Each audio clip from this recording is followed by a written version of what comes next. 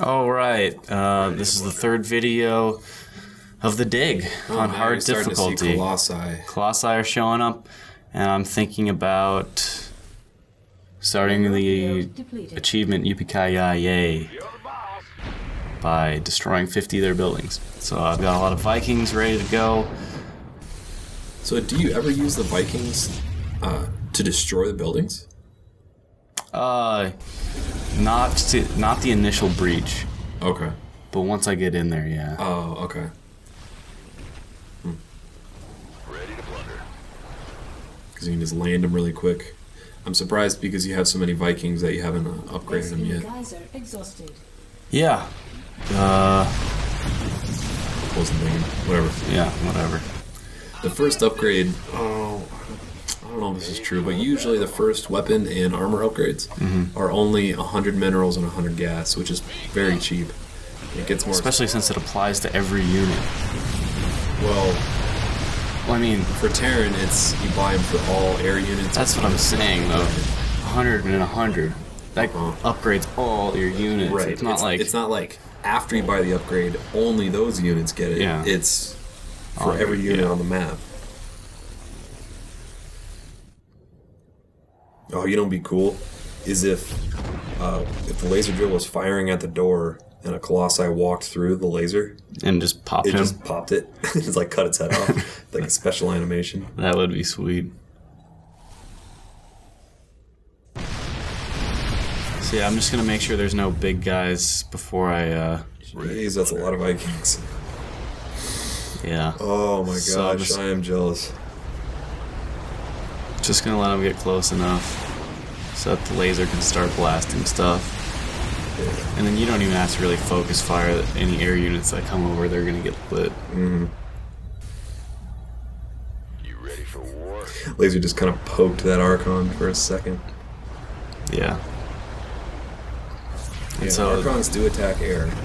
And Vikings do not attack ground unless they're landed. In that current mode. Oh, and one other thing with like hot queuing up the laser drill, if it's drilling the door and you hold shift before you issue the first command, it'll just keep drilling. Yeah. You have to right click the first enemy, then hold shift, then click all the ones you want. Yeah, that's a problem I ran into in Dota a couple of times when trying to cast magic spells with like any character. Basically, you don't want to hold shift and like queue up 5 magic attacks in a row. You want to hit it once and then like do shift a couple times after that. It's kind of annoying, and it definitely takes some practice to get used to. Yeah.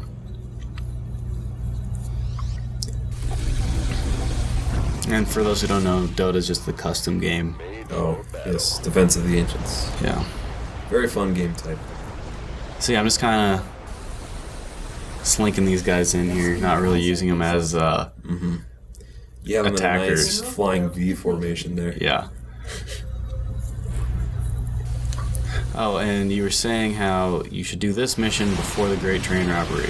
Yes, because you get siege tanks for this mission, and the Great Train Robbery is going to be infinitely easier if you have siege tanks, because there's a lot of good assassination points, I guess you could say. No, just like height advantage points on the Great Train Robbery mission, where you can plant siege tanks that's going to destroy any units that come by, and like, because after the second or third train, they start to send mercenaries with the train, and the tanks will do serious work to those guys, and will damage the train quite a bit as well. Like from a position where they just cannot get attacked too, which is the best part. Yeah. The thing I love about Vikings is they destroy Colossi. Yes. I was thinking, like, if I was playing a Protoss and my favorite build for the Terran is the Marine, Marauders, and Medics. That just tears things up for me. What would be the best way to take out a Colossi? Would it be Vikings or would it be Banshees? Because Banshees can go camo they're as well. shoot their feet or shoot their head. Yeah. And I don't know the damage off the top of my head, but I guess Vikings are more flexible in that they can drop to the ground if they need to. Right. And Banshees are more flexible because they can go camo and just really tear apart a mineral line if they don't have any protection. Mm-hmm.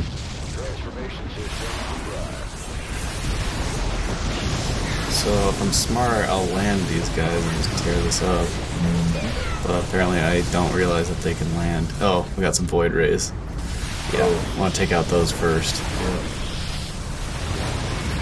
So you can see the bases are pretty stock full of good enemies. Mm-hmm. So yeah, they save like a nice reserve of enemies to protect their base. Mm-hmm. Yeah, you can see the Colossus. I didn't get him quick enough, and he took a bunch of my siege tanks out because he could see over the edge. Their 2 laser attack just like looks right over that edge and melts faces, basically. Yeah.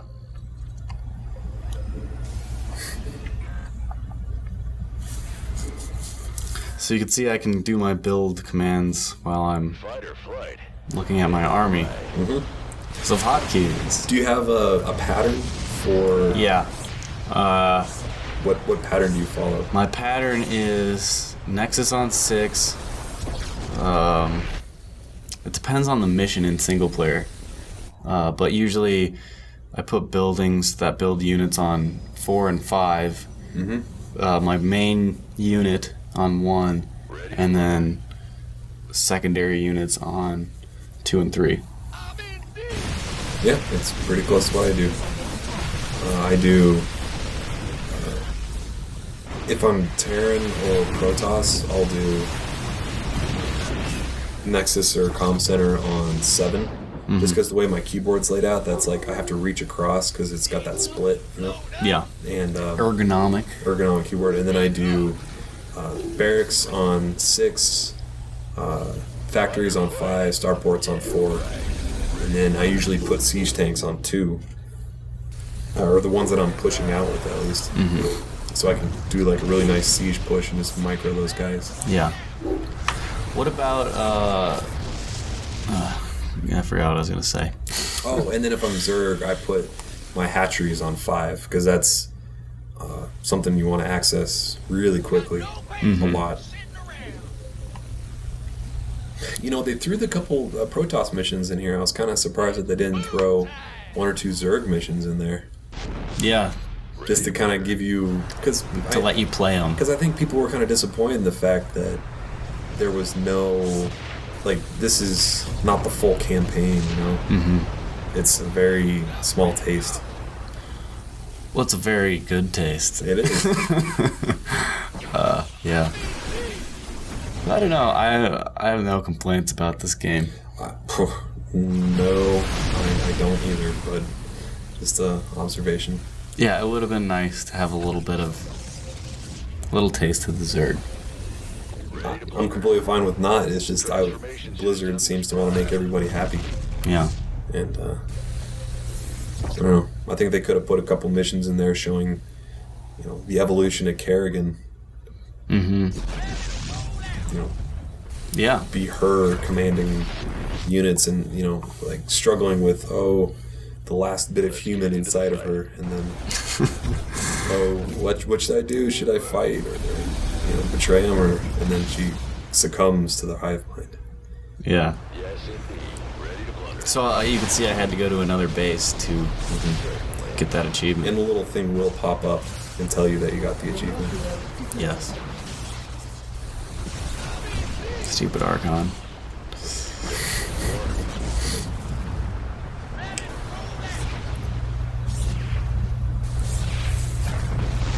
So, I remember my question about hotkeys. You never put, like, multiple buildings on one key and then tab through them? No.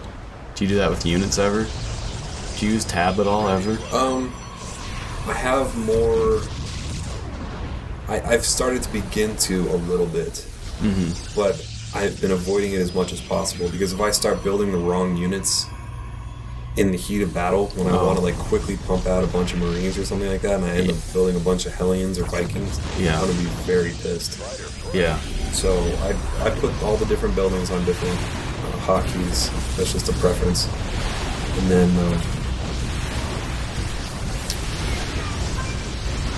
yeah, I'm trying to think. Yeah, I'm starting to work ghosts into my normal play too, so I'll probably keep those in my Marine Marauder ball. And oh, you know what I have? Because when I do that Marine Marauder ball, I get the medevacs too. And sometimes I'll load a bunch of dudes up in a medevac, and I'll quickly tab over the medevac to unload a bunch of units at a height advantage position. Cool. So yeah, once I get the achievement, I basically edit the rest of the time where the drill just drills. Because my defenses are plenty. Pretty stellar. Yeah. So, that's it for the dig. All achievements. Woohoo!